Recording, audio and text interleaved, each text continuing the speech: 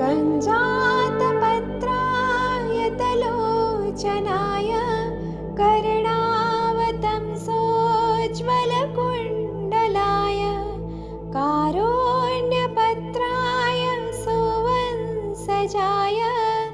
नमोऽस्तु रामाय सलक्ष्मणाय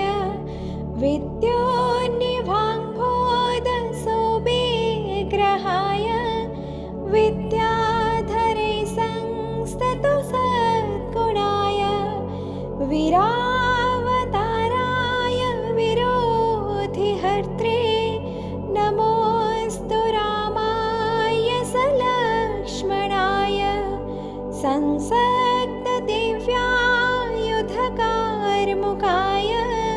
समुद्रगर्वापहरायुधाय सुग्रीवमित्राय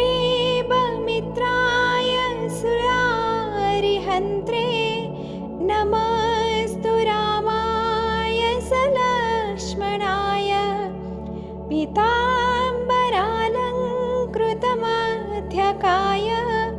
पितामहेन्द्रामरवन्दिताय पित्रे स्वभक्तस्य जनस्य मात्रे नमोऽस्तु रामाय सलक्ष्मणाय नमो नमस्तेऽखिलपूजिताय नमो नमस्तेन्दुनिभाननाय नमो नमस्ते रघुवंशजाय नमोऽस्तु रामाय सलक्ष्मणाय नमोऽस्तु रामाय सलक्ष्मणाय इमानि पञ्चरत्नानि त्रिसन्ध्यम्यः पठेन्नरः सर्वपापविनिर्मुक्तः सह याति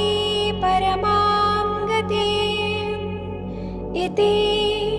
श्रीशङ्कराचार्य विरचित श्रीरामपञ्चरत्नं सम्पूर्णम्।